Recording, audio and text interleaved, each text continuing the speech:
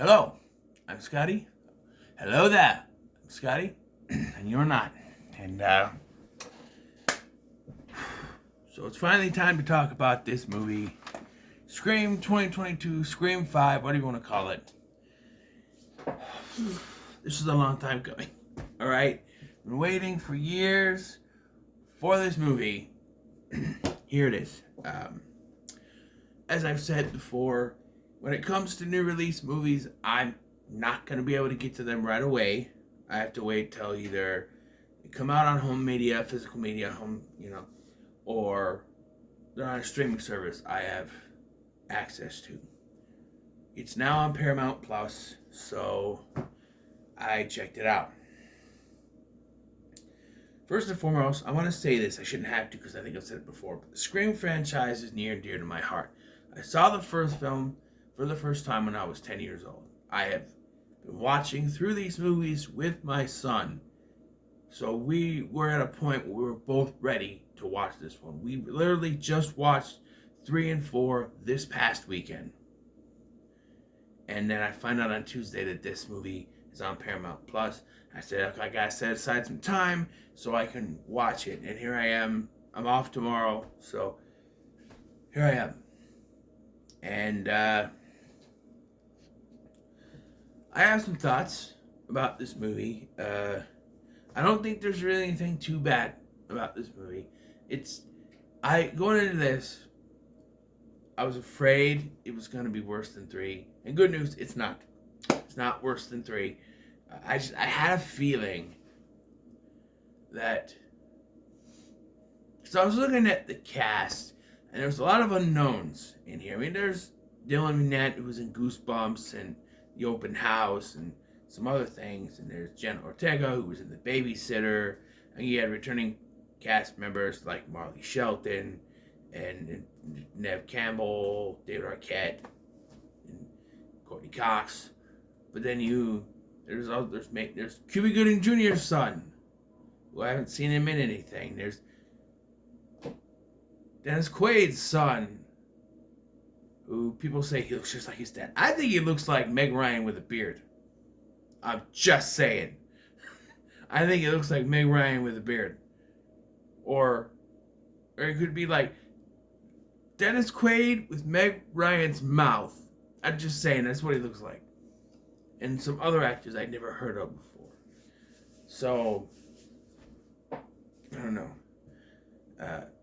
I think the most, not really a negative, but it's a confusion, is the continuity.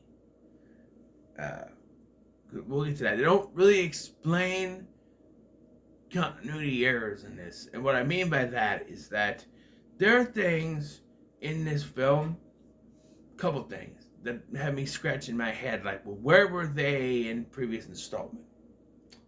So, we have, this movie takes place, they say, almost 25 years to the day. So, this movie takes place in 2021, which makes sense because this was originally supposed to come out in December of 2021, but was pushed back to January of 2022. So, yeah, this takes place in 2021. It has to if it's almost exactly 25 years to the day. Because Scream happened in 1996, 25 years later would be 2021. So, yeah. And now, almost 25 years later, a new series of killings are occurring that brings back old characters as well as bringing in the new. And there was something as I was watching this that I noticed that at first I was iffy on, but by the end, I think I was okay with. They focus heavily on the new characters, like Sidney, Dewey, and Gale, and other returning cast members are not in this much. You got Judy Hex returning from Scream 4, and here's my first continuity error problem. She now has a teenage son who's played by Dylan Minnette. Where the hell was he during Scream 4? Never mentioned. This was 10 years earlier, right? So he would, if the character's supposed to be like 16, 17, so he would be like a 6, 7-year-old. He's never mentioned, never brought up. She's out there trying to chase down the killer, and she never once worries about her child. Also, we are reintroduced to Randy's sister Martha, who we first were introduced to in Scream 3. And where was she in the fourth one? It's not really big counting the years, but it's like, why weren't they there before? Who knows? I mean, I don't know. Maybe Heather Matarazzo wasn't available for the fourth one. I don't know, but she wasn't in it, and she's back here. And her children are black or mixed race. They don't explain that either, but I don't know, not really counting the years, just things they should have explained more. But yes, there's a new series of murders, and they do focus a lot on the new characters. Specifically the character Sam Carpenter. I wonder who they're paying homage to there. By the way, Judy Hicks' son's name is Wes. I wonder who they're paying homage to there. But Jenna Ortega's character, you just watched the movie, forgot her name, Tara, is attacked in her home. And this is the opening scene. It's basically like the original. She's in there, she's making food, only she's like cooking something on the stove instead of popcorn. She's on the stove, but it's not popcorn, it's like mac and cheese or something she's cooking. And she's attacked by a ghost face. This lures her older sister Sam back to town with her boyfriend Richie. And I had my suspicions going in about him, like, because Dewey points out, oh, it's the love interest, and I'm like, that's a little too obvious. Like, they tried to do that in the second one where it's like boyfriend killer, boyfriend killer, boyfriend killer. I'm like, it can't be him. It's not gonna be him. He's a red herring. It's got to be red herring, you know. So she comes back with her boyfriend, and they, you know, see what's going on, and they decide they need more help than what, because she's attacked in a hospital. By the way, and it's weird that they did this. It's a little bit of a criticism. It's a way to shove an old character into the film while trying to make sense of why this character's in there. She keeps seeing visions of Billy Loomis, because it's revealed that Billy Loomis is Sam's biological father. And that's the reason we find out that she found a diary when she was little, and it showed that Billy Loomis was her father. She went up on her mother, and her stepfather found out about this, didn't know, and left.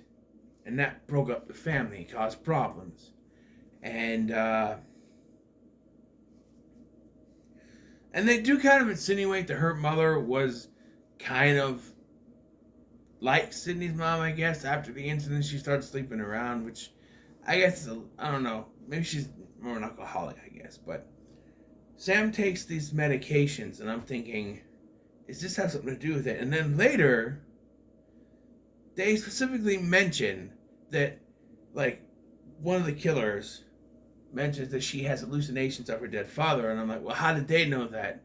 And I'm thinking, oh, was the things really hallucinogens and not really a medication? But it's never addressed as to how they knew. I don't know. But yeah, so they go to Dewey for help, and he, of course, we were shown that he and Gail are no longer together. Gail's doing some kind of morning show in LA, and Sydney has left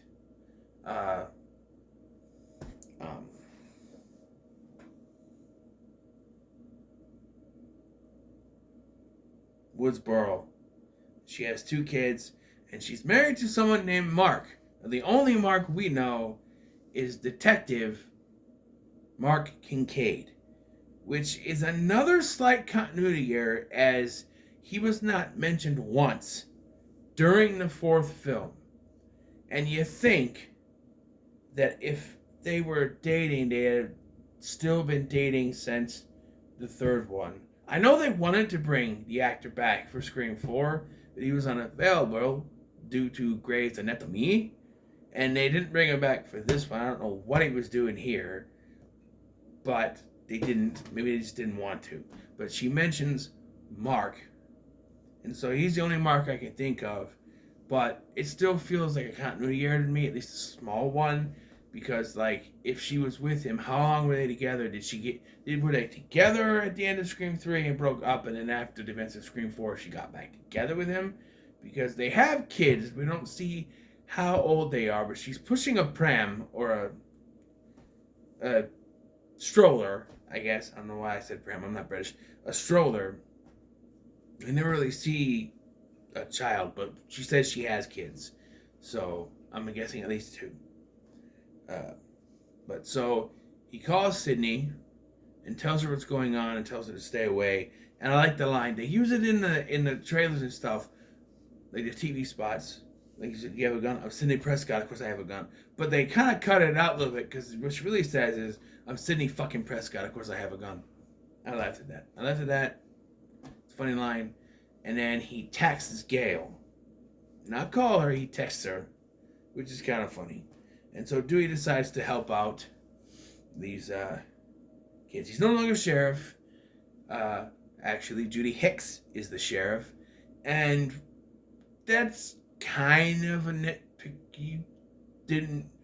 It feels like you were forced to bring her back, because she doesn't really do anything. She shows up in the beginning to show that she's sheriff, and then about 30 to 45 minutes in, she's killed along with her son, and she never really does anything other than to be there to be a victim. And it's never really addressed, because I mean, while Dewey shows up, the crime scene, it's never really mentioned to the other two. I did like the whole thing. No, when Wes is going to the fridge, there's a note on there that says lemon squares in the fridge. That's a callback to the fourth one, so that made me chuckle a little bit. But yeah, yeah, and I guess there was a conversation before this movie came out that she and Wes were going to be the killers, trying to get revenge, because Wes was the biological child of Billy Loomis and trying to get revenge on Sidney for killing him. If that was the case, wouldn't they have done that in the fourth one? And it wouldn't make sense for Wes to be Billy's child, because he's too young. He's supposed to be a teenager here, so yeah. We got Kyle Gallen on her from the Nightmare on Elm Street remake and Jennifer's Body, and he's kind of wasted. I mean, he's a good actor, and he kind of just has a cameo. Plays this guy who used to go out with Amber or whatever her name is, and then he gets killed. And his connection is that he's Stu's nephew? Since when did Stu have a sister? It feels like that's forced, because they're like, oh, the people who are being killed are related to the killers. Tara is the sister of Billy's daughter.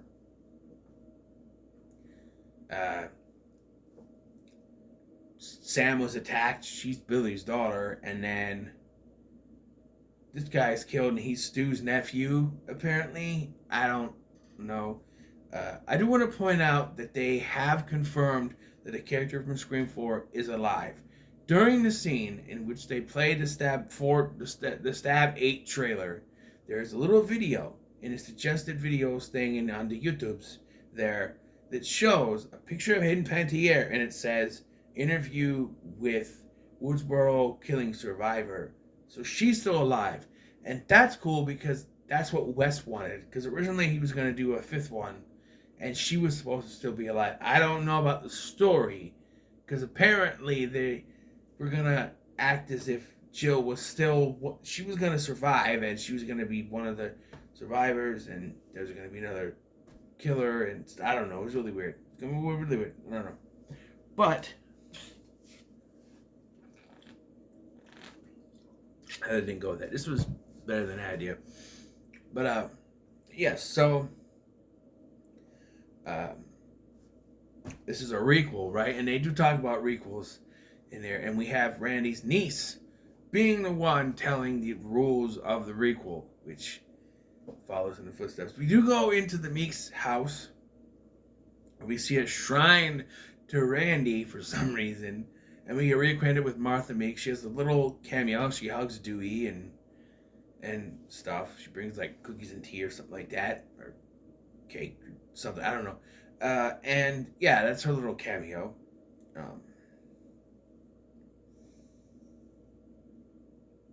So after the murder of Judy Hex, Sam realizes that the deputy that's supposed to be watching her sister has shown up to the crime scene. She just realizes she needs to get back to the hospital because her sister survived. This is the first opening scene in which the person being attacked survives, which is a big one. It's the first time it's ever happened, you know? So they go to the hospital, and you have the showdown. Gail shows up before this, reveals she's in town, and Dewey goes with Sam to the hospital to help. And you get this cool ass shot, Dewey being a hero. Like, they're on the phone, and you think they're on the way, but she's like, I was doing it to stall your ass. And then they come out of the elevator, and Dewey's just like firing shots at him. Down, like Richie was already there, I think, or he got there somehow in another car. No, he was there, wasn't he? I don't know, but he's there now, and he gets attacked by the killer, and they get everyone out of there. Dewey like almost kills the killer, which is a question I have. Like, were they wearing bulletproof vests? Because he like shoots a whole bunch of shots into the killer. He's like, you gotta shoot it in the head. Remember back to Scream 3, you gotta shoot it in the head. So he goes back, and this is the shot from the trailers.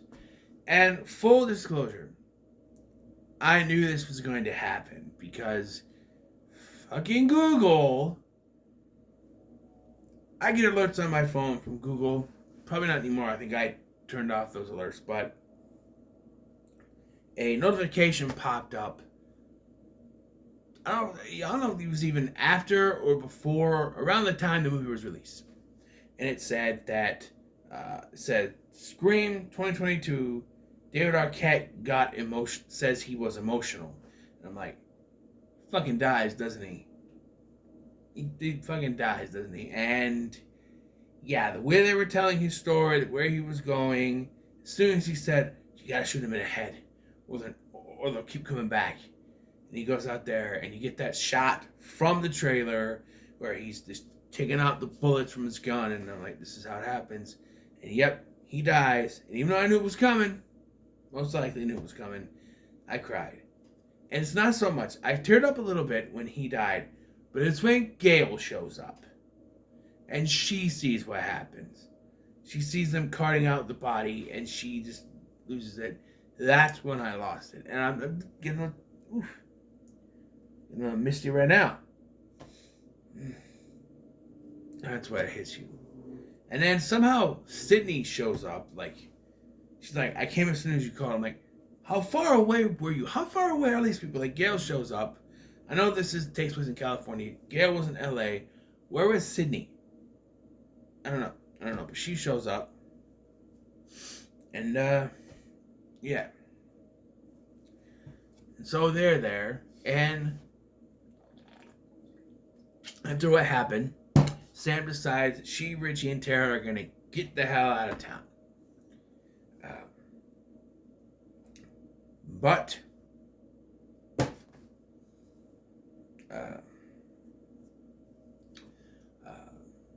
Tara can't find her inhaler, so she knows she has a spare one at Amber's.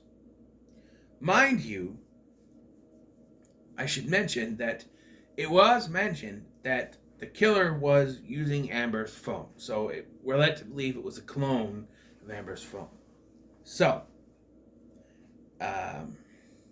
yes, they get to the house, and the house looks very familiar, but it's decorated enough to where you won't recognize it right away if you're not looking for it. But I noticed some familiarities. And then when Sydney and Gail realize, because they put a tracker on her, and they find out where it is, it's Stu's house. It's Stu's house. They even say this is Stu Macher's house.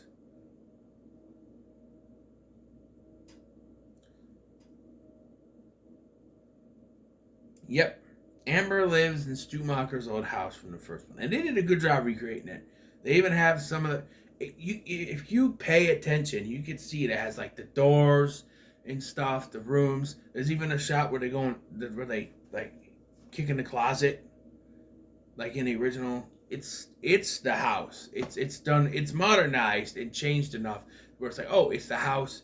Now it's been remodeled, but it's the house. It looks just like the house. I don't know if it's the exact same house. They just redid the set, but it's the house.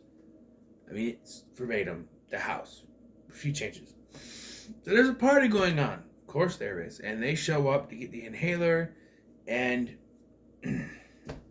yeah. So they tell everyone to get the fuck out. And of course our main characters stay. We have Mason Gooding's character, Chad Meeks, who goes outside after his girlfriend and gets attacked by Ghostface. Which is you're supposed to believe that Liv, his girlfriend, is one of the killers. And they were piling on too heavy that I was like, nah, she's a red herring. There was a scene where they're getting hot and heavy. She's like, I'm going to go upstairs. I'm going to do it right now. And he goes, I don't know if that's a good idea. And I think they missed the mark on this. He's Randy's nephew. And so he's like, you could possibly be the killer. I'm like, no, you dumbass. You're supposed to say, statistically, because he's Randy's nephew. So you should say statistically, if you want to survive a horror movie, you never have sex. They were just watching the movie in the other room. But no, they gotta have the argument, so she leaves and he gets attacked by Ghostface. We let him believe that he died, but we find out later he survives. And I think it's Amber goes down to get more beer, or someone goes down to get more beer. Amber, I don't know. And we have a little standoff. It is the basement instead of the garage, but it's sort of modeled like the garage. I don't know. Oh, you can't go alone. I'm the killer. Well, no, I'm not just playing. I'm not, though, but, and they go up. And then, they're like, who's the killer? Who's the killer? And then Amber reveals she's the killer. She shoots Liv in the face. And I was like, Liv is so unmemorable in this that I forgot she was even killed. They showed her in the credits, and yes, they do the credits thing again. And I'm like, yeah, what happened to her? And then I had to look it up. Oh, yeah, that's right, she got shot. She was the one that got shot. So much I don't care about her. She was red herring. That's all she was red herring. And, yes. So, Sydney and Gail show up, and Amber tries to act like she's hurt, but we know she's the killer, and they're like, yeah, it's a trap. And so they start shooting. She shoots Gail right in the gut. So I'm like, why do that? I don't know. She's like, just so that they can separate her and Sydney. So Sydney goes in. And it's weird because in the trailer, when she's on the phone with the killer, you hear, hello, Sydney.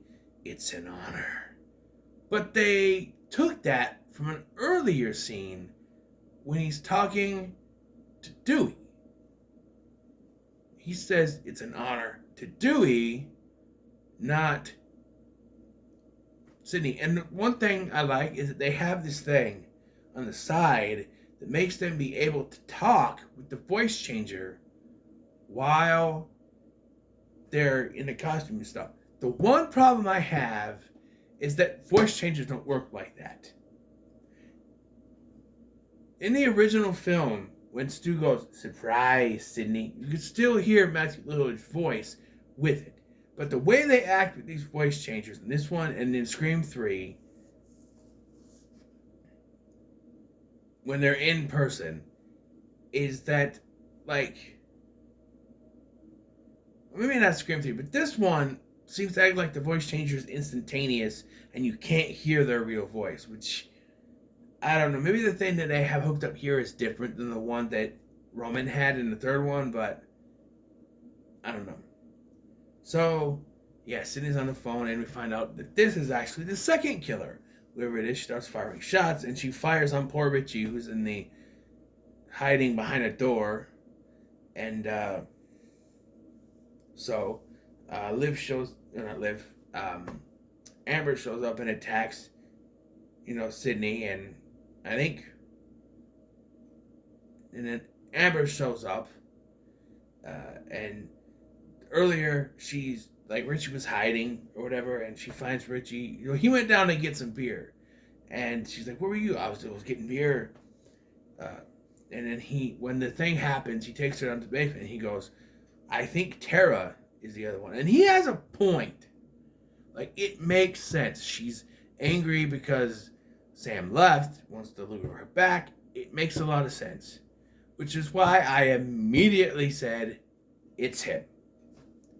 Because he is saying things that make a lot of sense, which means he wants it to make sense, which means he's setting her up.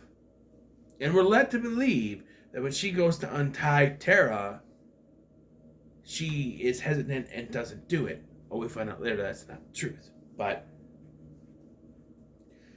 so yeah, Richie comes tumbling down the stairs. Sort of. He goes running down the stairs. He grabs a gun and he's the second killer.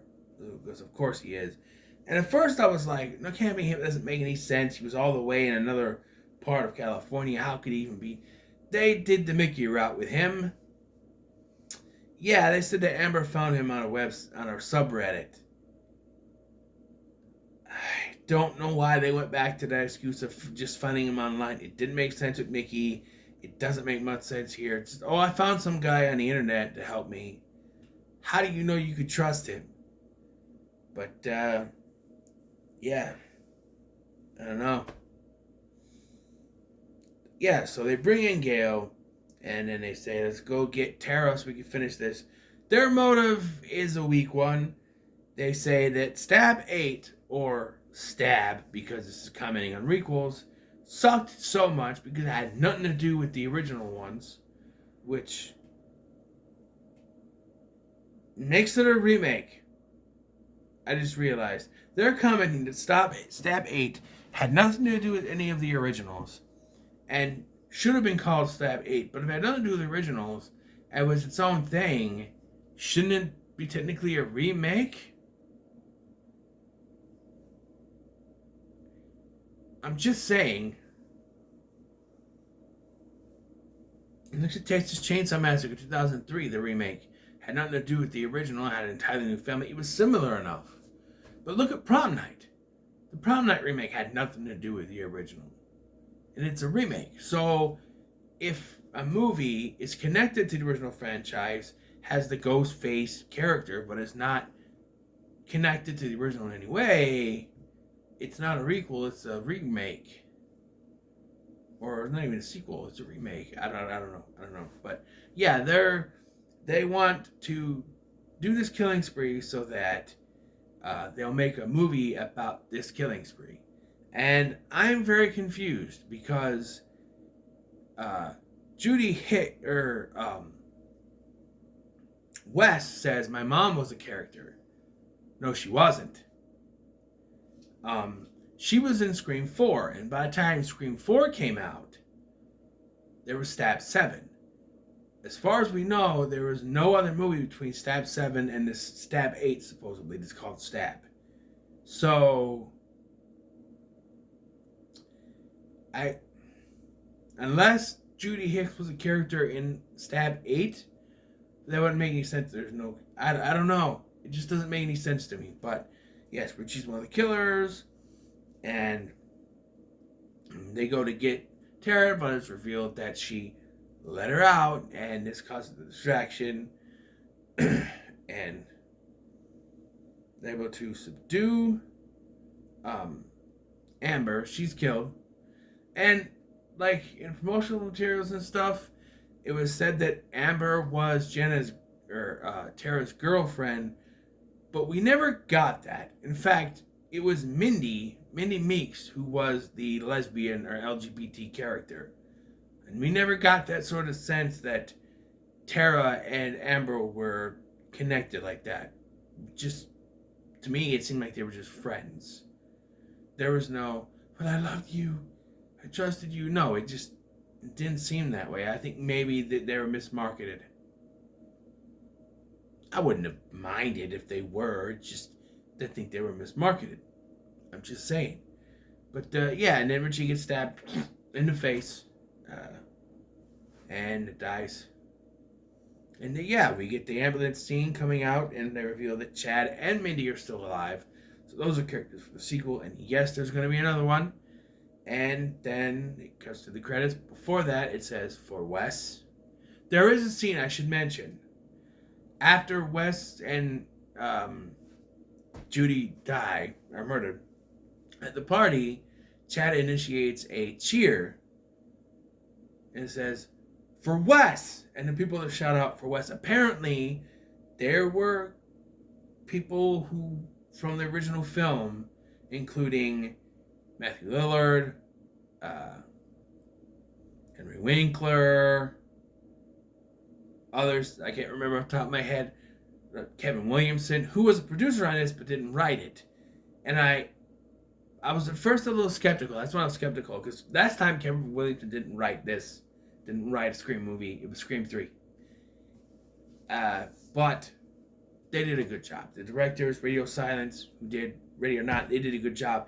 I will say, I was expecting more comedy than there was. There was some comedy, but not as much as Ready or Not. I think this was a little more straightforward, a little more serious, and it worked. And so yeah, it says for West, and the credits start, and I said, you better do the credits with the faces and stuff, and they do. They do. Oh, I should also comment that Tara on a portable or on a TV, whatever, is watching Dawson's Creek. If you don't know, Dawson's Creek was executive produced, or written, produced, whatever, by Kevin Williamson. So that's a little nod there. But yeah, I enjoyed this movie. I would have to say, when it comes to Scream 2022, I would have to say that it's pretty good. Which is more than I thought it would be. I'm sorry. I was skeptical. But I wouldn't say I didn't have faith, but I was just skeptical. But yeah, so what are your thoughts on Scream 2022 or Scream 5, whatever you want to call it? Leave me in the comments below. Make sure to like, share, and subscribe. Thanks for watching. I've been Scotty, and I'll see you in the next one.